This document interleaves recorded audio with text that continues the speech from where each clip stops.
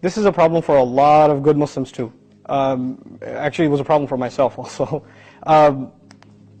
When you get tied up at work, then even if you take a break to pray, and you make wudu and you're standing there and you say Allahu Akbar and you start praying, your head is still at work. Right? If you're a programmer and you're writing code and you left it halfway and you started praying, you're finishing the line in your salah. Oh my God, I missed that slash. Right? I gotta go back. So this is actually a very normal thing. So, mixing work and remembering Allah together, especially salah, is a very, very challenging thing. Allah says, there's a distinction in the Quran between the believer, al-mu'min, al-mu'minun, right, and alladhina amanu. There are two phrases in Arabic that are used in the Quran for Muslims. Al-mu'minun, those who truly believe, the true believers. Alladhina amanu, those who have come to believe. And it sounds like they're the same thing, believers, those who come to believe, but they're actually very different statements. They're significantly different in how they're used in the Quran. Just to make a complex matter simple, alladhina amanu, which is a common phrase, is verbal. It's a verb. And al-mu'minun is a noun.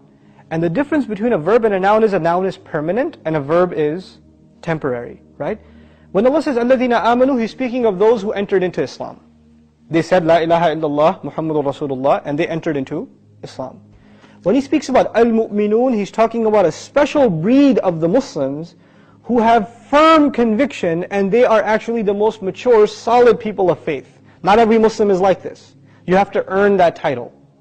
Now why am I bringing that up in a question about remembering Allah or having a relationship with Allah?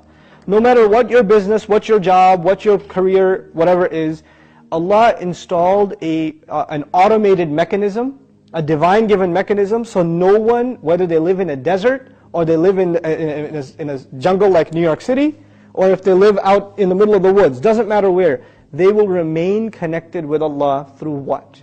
Salah, the prayer. Now but you can't just pray and think you're connected to Allah. You have to have this special secret ingredient in your prayer that will keep you connected to Allah. If you don't have this ingredient, your prayer might become shallow and empty. At least you're doing it, but it's missing something. Now what is that secret ingredient? Allah says, قَدْ أَفْلَحَ الْمُؤْمِنُونَ, the true believers have come to succeed.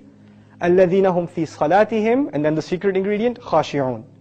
The true believers have attained success, those who have khushu', awe, humility, being overpowered, concentration, all these things in one word, in their prayer.